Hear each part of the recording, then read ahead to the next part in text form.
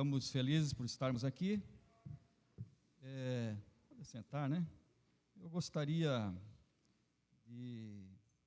já de imediato, né, deixar aqui meus parabéns aos trabalhadores. Hoje é dia do trabalho, né, do homem, da mulher que trabalha, em todos os sentidos, né? Quem está em casa também, né? Às vezes está ali, mas está trabalhando, né? Então, meus parabéns a todos. E como é bom, né, a gente poder usufruir do nosso trabalho, né? E Deus nos alcançando aí para que a gente tenha a nossa provisão diária. Eu vou trazer uma mensagem hoje aqui que está no meu coração. Deus trouxe ao meu coração e parece que tudo se encaminha, né? Os louvores, Deus vai dirigindo, tudo naquele sentido, né? Onde fica o pronto-socorro? Nós sabemos, né, aqui em Rio do Sul, onde fica, é um endereço importantíssimo. Quando a gente se muda, sai de cidade, muda para outra cidade, logo o primeiro endereço que nós descobrimos é onde fica o pronto-socorro, né? Em alguns momentos da vida, é provável que precisamos de um pronto atendimento. Quando alguém está em necessidade, né, necessidade de cuidados médicos, ele se dirige ali ao pronto-socorro. E normalmente não são por motivos muito bons, né? E algumas vezes, sim, né, quando vai para a maternidade, aí vem uma nova vida. Nós temos aqui na comunidade muitas crianças chegando aí, né? E alguns que estão a caminho, alguns pais aí, né, que estão aumentando as famílias, e alguns avós, né? É isso, né? Osmário e Regina. Deus abençoe. Então, o pronto-socorro é um endereço de referência, né? Eu moro ali próximo à UPA, e quando a gente pede ali uma pizza, um lanche, alguma coisa nesse sentido, e nós falamos do endereço da rua, do bairro, do loteamento, que é ali, ninguém sabe, né? Quando você fala assim, não, é próximo à UPA. Ah, tá, então eu sei onde é. Então, esse é um endereço fácil de se achar. E como é bom, né, a gente ter à mão o endereço, como é bom a gente ter à mão alguns telefones de emergência, como é bom a gente cuidar da saúde, como é bom a gente cuidar da alimentação. Mas tudo isso não é garantia absoluta de que nós seremos isentos de problemas, de dificuldades. Então, eu gostaria de, nesta noite, falar de um pronto atendimento, que não é aqui da terra, mas é do céu. E com isso eu gostaria de ler aqui com os irmãos o Salmo de número 121. É um salmo muito conhecido, mas que ele trata justamente desse pronto socorro divino, que fala o seguinte, no versículo de número 1, são 8 versículos, né, que vai nos dizer o seguinte: levantarei os meus olhos para os montes, de onde vem o meu socorro. O meu socorro vem do Senhor, que fez o céu e a terra. Não deixará vacilar o teu pé, aquele que te guarda, não tosquenejará. Eis que não tosquenejará, nem dormirá o guarda de Israel. O Senhor é quem te guarda, o Senhor é a tua sombra, à tua direita. O sol não te molestará de dia, nem a lua de noite. O Senhor é quem te guarda de todo mal. Guardará a tua alma, o Senhor guardará a tua entrada e a tua saída, desde agora e para sempre.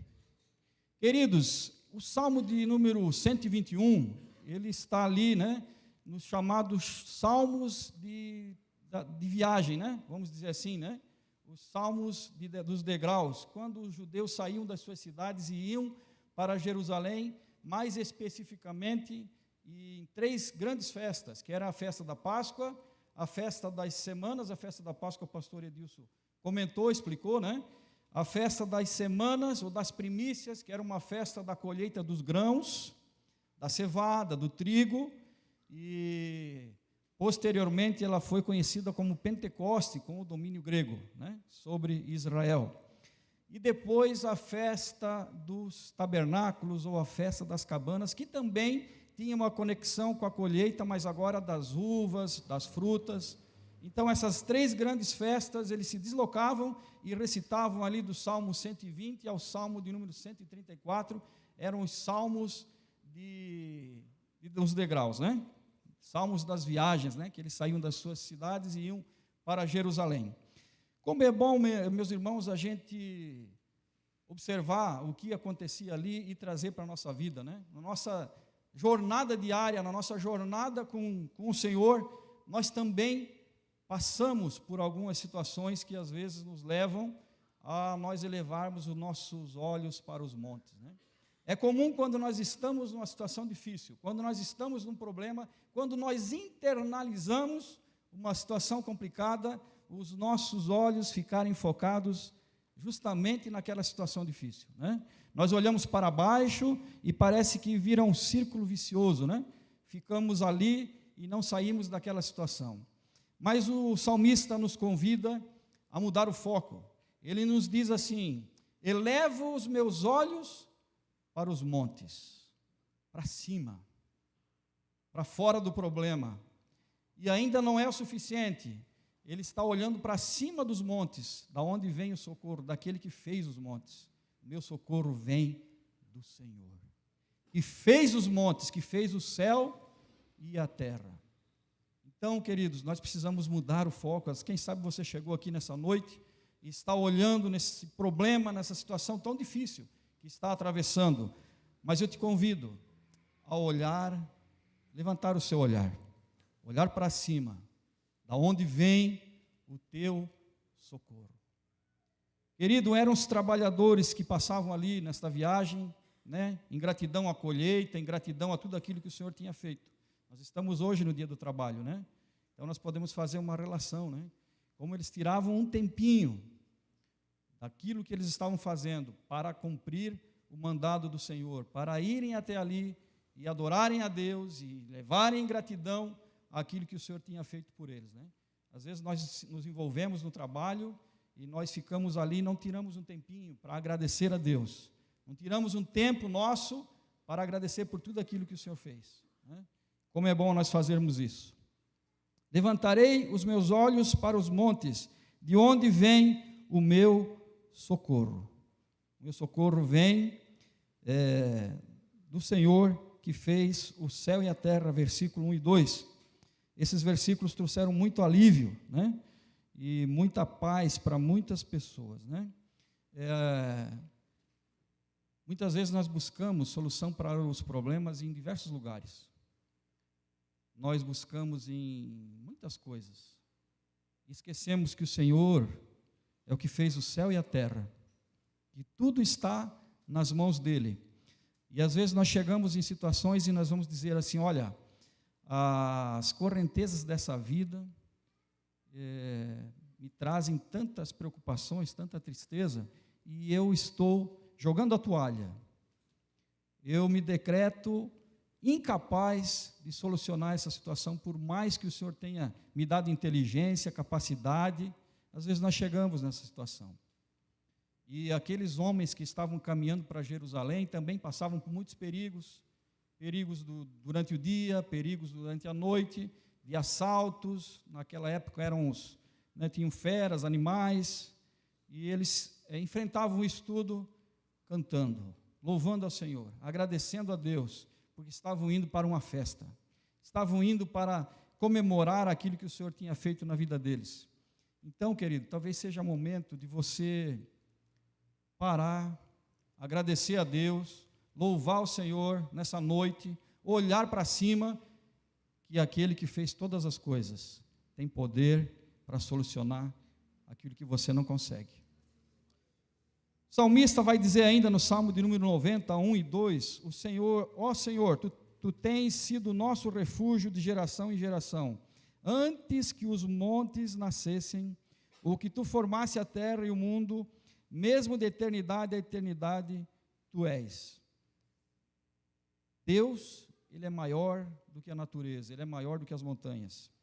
Olha só o que diz o Salmo 46, 1 ainda. Deus é o nosso refúgio e fortaleza, socorro bem presente na angústia. Portanto, não temeremos, ainda que a terra se mude e ainda que os montes se transportem para o meio dos mares. E olha só ainda que interessante o que vai dizer Jeremias capítulo 10 e 12. Ele fez a terra com o seu poder, estabeleceu o mundo com a sua sabedoria e com a sua inteligência estendeu os céus. Ou seja, o nosso Deus, Ele tem sabedoria, poder e conhecimento infinitos. Qual é mesmo o nosso problema? Qual é mesmo o teu problema? Como você chegou aqui nessa noite? Olhe para Ele. Olhe para o Senhor. Olhe para cima. Ele tem solução para a sua vida nesse momento. Hoje, agora. Né? Quem sabe você diga, mas eu vou esperar para amanhã e tal. É hoje. Nosso Deus é o Deus do já. Né? Nesse momento, olhe para cima e receba aquilo que Deus tem para você. Não deixará, o versículo 3 e 6 vai dizer o seguinte: não deixará vacilar o teu pé aquele que te guarda, não tosquenejará, eis que não tosquenejará nem dormirá o guarda de Israel. O Senhor é quem te guarda, o Senhor é a tua sombra à tua direita, o sol não te molestará de dia, nem a lua de noite. Os soldados, queridos, eles traziam o escudo à mão esquerda e a espada à mão direita, o que significava que a sua parte lateral direita ficava vulnerável, né? Então sempre se buscava alguém, um companheiro, um amigo que fosse bom para estar à direita, né? Porque protegeria aquela parte vulnerável. Mas no calor da batalha nunca se sabia o que poderia acontecer. Ele poderia tombar, poderia falhar e a sua parte direita estaria de fato exposta. Deus não é assim. Ele é a tua sombra à tua direita. Você já foi no sol e tentou fugir da sombra? Não tem como, ela está sempre ali. Sempre naquele lugar. Você não consegue se desfazer. O Senhor é a tua sombra à tua direita. E guardando sempre em todos os momentos que nós precisamos. Eu me lembro, queridos, li uma história, né, de um marido que ele ia viajar, e ele chegou à sua esposa e fez uma oração: Senhor, guarda minha esposa, guarda meus filhos, enquanto eu estou fora. E aí, no final, a esposa dele falou o seguinte: e quem você acha que nos guarda quando você está aqui? Como nós somos tão rápidos, né, em crer naquilo que nós somos capazes de fazer, em crer naquilo que nós conseguimos fazer, e achamos que isso é garantias de que nunca vai acontecer nada de errado, né? Na verdade, quem é a nossa sombra, a nossa direita, é o Senhor. É Ele que nos capacita, é Ele que está conosco, e é nele que nós devemos confiar. Há uma bênção quando nós confiamos no Senhor. E pelo contrário, quando nós colocamos a nossa confiança no nosso intelecto, naquilo que nós sabemos, naquilo que nós achamos que somos capazes de fazer, aí nós estamos perdidos, né? Porque não é isso que a palavra de Deus nos ensina. Ele nunca dorme. Contrasta com os deuses, né, pagãos da época, e ainda hoje, né? Quantos deuses que nós criamos na nossa mente e confiamos neles, né? Mas que não falam, não têm ouvido, não ouvem, não podem fazer nada. Lembram da história de Elias, né? Os profetas de Baal. Elias falou: quem sabe, né? É uma história do Velho Testamento. O profeta Elias estava ali desafiando os profetas do Deus Baal, né? E aí o Deus Baal não respondia, e estavam ali todos eles reunidos e fazendo aquele alvoroço, e ele disse: olha, vocês têm que de repente falar mais alto, quem sabe ele foi dormir, quem sabe ele está em viagem, está muito ocupado, né? Assim, queridos, é quando nós buscamos solução em outras coisas, naquela que não é Deus, naquela que não é Deus, o Deus verdadeiro, é Ele que nos responde. O sol, o versículo 6, né, assegurava, né, ao viajante que o sol não molestaria de dia nem a lua de noite. O hebraico, ele tem uma questão interessante que se chama meirismos, né, que são extremos de palavras, nem de dia e nem de noite, né? O sol não te molestará de dia e a lua não te molestará de noite. Tudo que está compreendido entre esse período, né, é o que Deus vai guardar, né? Nem a sol e nem a lua, ou seja, sempre Deus está te guardando. Ele compreende a totalidade, né? Então Deus te guarda sempre. Sempre Ele está te guardando. Sabe aquela criança de noite que tem medo do escuro? Eu tenho 2 filhos, né? São grandes já, a Manu tem 10 e o meu filho tem 23, né? Vai fazer 23. Mas quando eles eram pequenos, eles tinham medo do escuro. O que eu fazia? Sentava ali do lado, contava história, o papai está aqui, pode dormir, tranquilo. E daqui a pouquinho eles estavam dormindo, né? É aquela segurança de que nada vai acontecer de mal, porque o pai está ali. Isso é o que Deus faz conosco. Ainda que a gente está em desespero, ainda que a gente pense, meu Deus, eu não vou conseguir sobreviver a isso tudo, mas você tem que entender que o pai está aí. Ele é a tua sombra à tua direita, nem a lua, nem o sol de dia, nem a lua de noite, apesar do clima de Israel ele ser muito variável, né? O período durante o dia e a noite, ele vai do sul ao norte muito rapidamente, né? Mas o Senhor guardava eles em todo o tempo. O Senhor guardará de todo mal, guardará a tua alma, o Senhor guardará a tua entrada, versículo 7 e 8, e a tua saída, desde agora e para sempre. Jesus, né, falou isso, né? Mateus 6 e 3, né? Deixeis cair em tentação, mas livra-nos de todo o mal. O Senhor guarda a tua entrada e a tua saída. De novo, né? A tua entrada e a tua saída. Olha os extremos. Então, Deus vai te guardar durante todo o trajeto. E é interessante, você já percebeu que, normalmente, as lutas, elas vêm nas transições, nas mudanças. Ela não vem quando você vem também pela ansiedade e outras coisas, né? Uma rotina. Mas quando você tem uma mudança de emprego, normalmente vem nessas transições as dificuldades. Quando você tem uma mudança de saúde, quando você tem uma mudança de relacionamento, quando você tem uma mudança de cidade, enfim, nas transições é que vêm as dificuldades. A maioria delas, pelo menos, vem nas transições. Ou na ansiedade por elas, né? E vai ter uma mudança, eu já fico alimentando, internalizando aquela mudança, e isso me traz preocupações. Então, quem sabe, você esteja numa transição, numa mudança, e isso tem te preocupado, tem trazido lutas.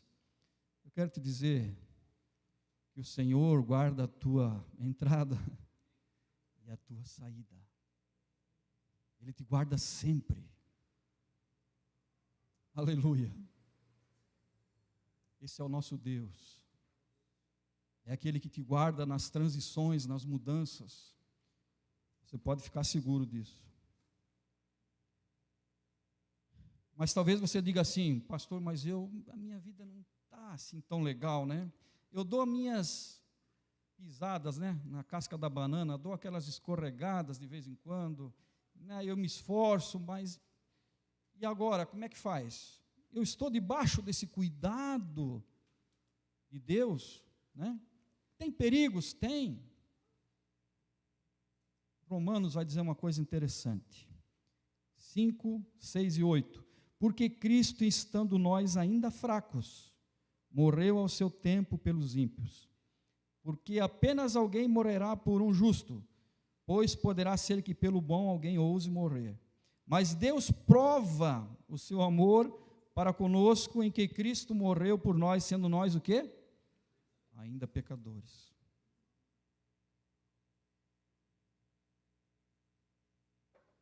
Nós enfrentamos perigos, mas nós temos essa certeza. Nós estando em Cristo, nós temos a vitória. Eu estava há poucos meses no Rio de Janeiro, e ali viajando com o nosso representante, passou ali pelo Leblon, passamos em alguns lugares perigosos, e ele disse, Jacir, aqui é o metro quadrado mais caro do Brasil. Tem alguns que falam que é Balneário Camboriú, né? Já. Mas aqui é o metro quadrado mais caro do Brasil. E aí eu fiquei raciocinando, né? O metro quadrado mais caro, onde será que é o metro quadrado mais perigoso do Brasil, né? E eu fiz uma conexão ali, pesquisei até, né? Apareceram algumas cidades, varia muito de ano para ano, né? E eu fiquei pensando, aonde fica o metro quadrado mais caro do mundo?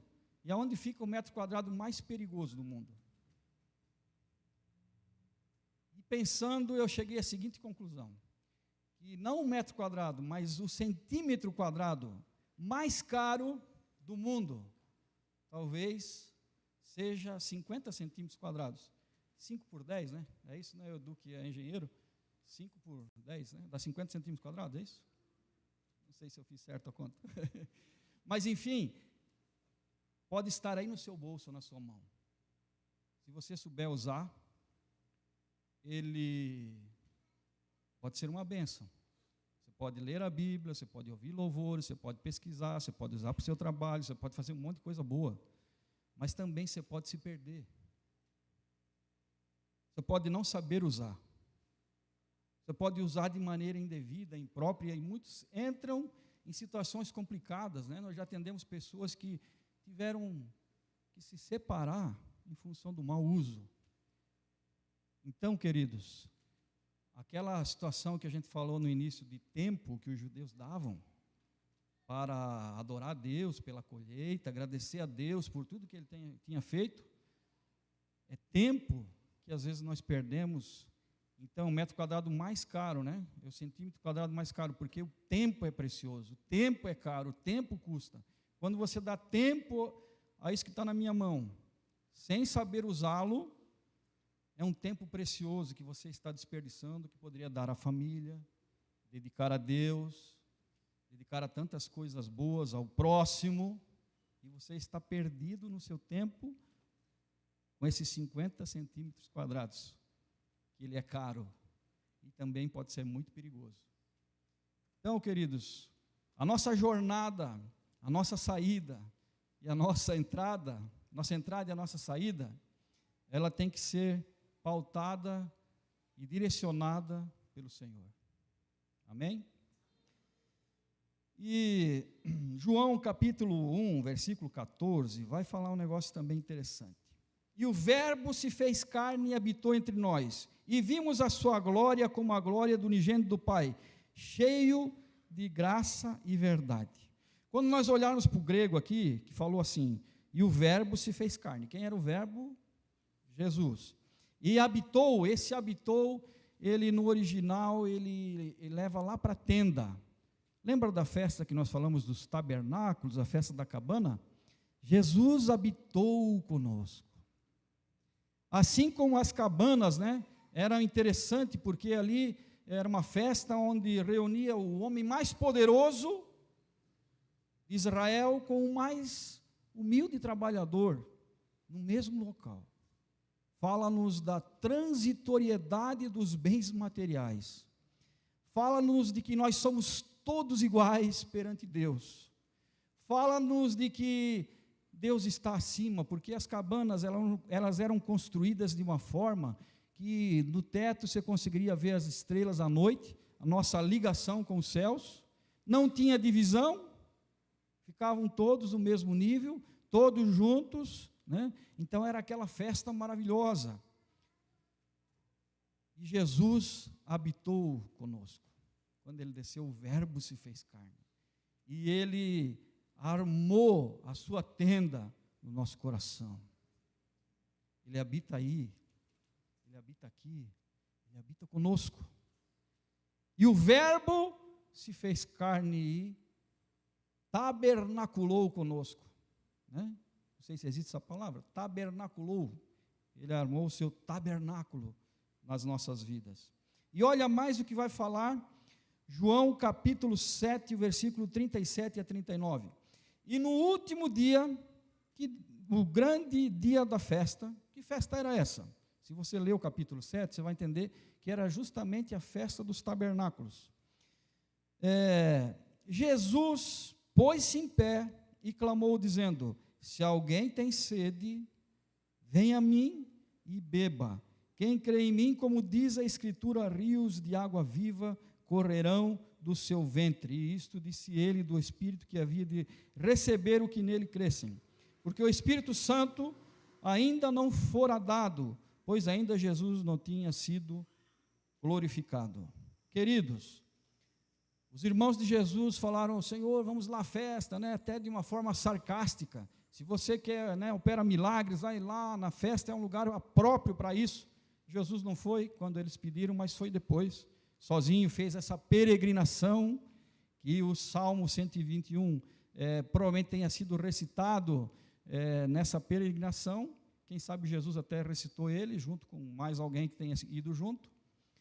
Jesus vai à festa, chega lá, aquela cidade toda enfeitada, Jerusalém linda, cheia de tendas, cabanas, o povo ali, os sacerdotes vestidos de branco saindo e com uma tacinha, um vaso levava mais ou menos 1 litro e pouco de água de prata, iam até a fonte de Siloé, uma fonte que tinha ali, voltavam todos com o som de música dos levitas, era coisa linda, e aquela água eles derramavam no altar. Jesus ali, o Logos de Deus,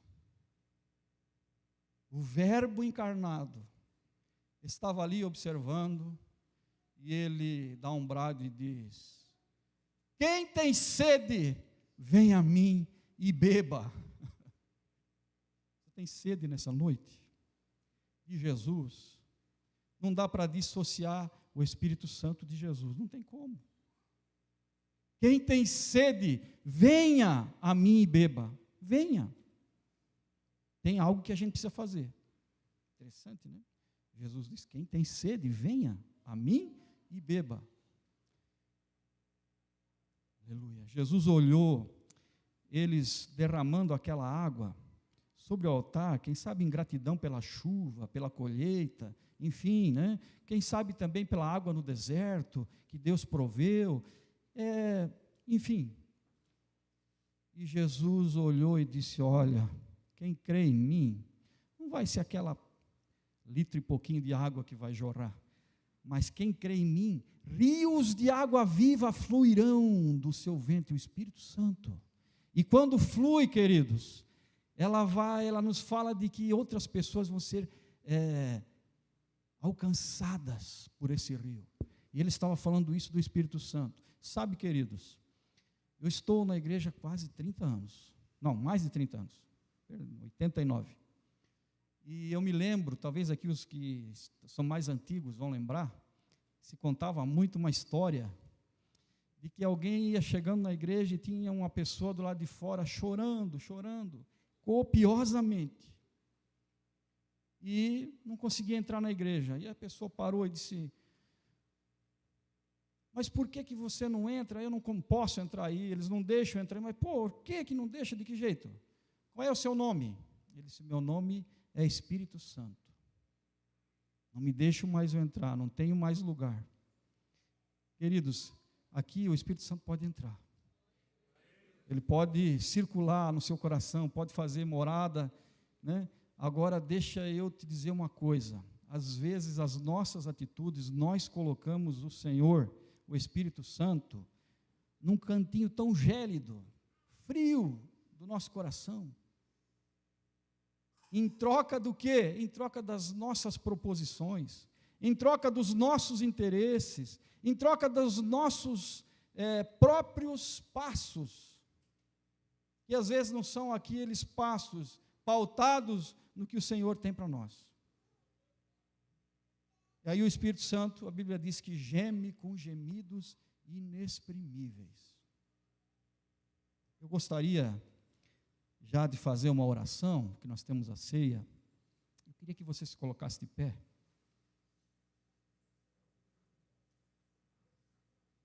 E eu queria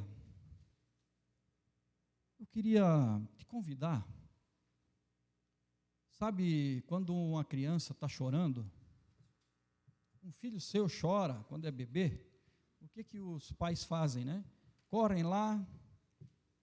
Às vezes tem que pegar no colo porque machucou. Tem que carregar. Tem que cuidar, tem que limpar as feridas, tem que consolar. Quem sabe nessa noite você chegou aqui precisando desse consolo. Consolo do Espírito Santo. O Logos de Deus está aqui. O Espírito Santo está presente. Ele fala com você através da sua palavra, porque a sua palavra é a verdade. Ele tem compromisso com ela. Ele não tem compromisso com aquilo que eu falo, não.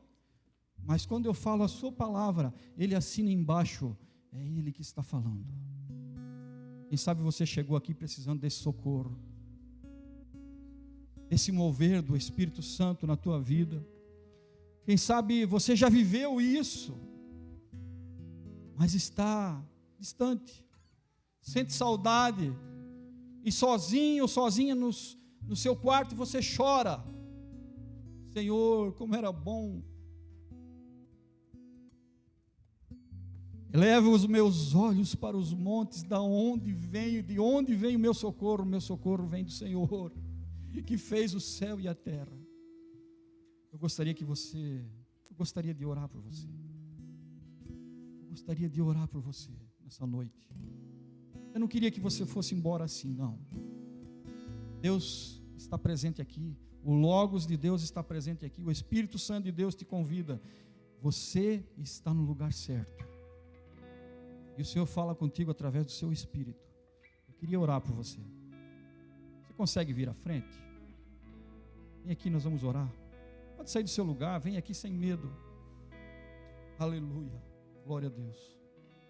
Santo é o nome do Senhor. Aleluia. É noite de renovo do Senhor. Aleluia. Glória a Deus. Glória a Deus. Santo é o nome do Senhor. Muitas vezes na minha vida eu pensei em desistir. Pensei: Senhor, eu não aguento mais, não dá mais. Mas a minha oração sempre era: Senhor, não desista de mim, não desista de mim. Aleluia. O Senhor não desiste de você. Aleluia, glória a Deus. Santo é o nome do Senhor. Vou pedir pastor Boaz, pastor Edilson, chegue aqui, nós vamos orar. Aleluia. Santo é o nome do Senhor. Aleluia. A presença de Deus está muito forte aqui nessa noite. Aleluia, glória a Deus. Santo é o nome do Senhor. Aleluia. Há um mover de Deus aqui desde os louvores. Deus está falando no mesmo sentido. Aleluia. Não busque solução em outros lugares que não aos pés da cruz. Aleluia. Glória a Deus. Você que está no banco, estenda as suas mãos e ore. Aleluia. Aleluia. Senhor, nosso Deus e nosso Pai, Tu és o mesmo ontem, Tu és o mesmo hoje e serás o mesmo eternamente. E os nossos olhos nesta noite não estão postos em outro lugar a não ser em Ti, Senhor. Tu fizesse os céus, Tu fizesse a terra, e Tu conhece cada um que está aqui diante de Ti nessa noite. Estende as Tuas mãos, as mesmas que foram feridas na cruz do Calvário. Toca em vida, Senhor. Abre um caminho, Senhor, um novo propósito. Deus querido, em nome de Jesus, Tu és a fonte, Senhor, da onde emana água viva, água do Teu Espírito. Enche, Senhor, o Teu Espírito Santo, que Tu possas usar vidas aqui poderosamente nas Tuas mãos. É em nome de Jesus, no nome que é sobre todos os nomes, no nome de Jesus. Dê um abraço na pessoa.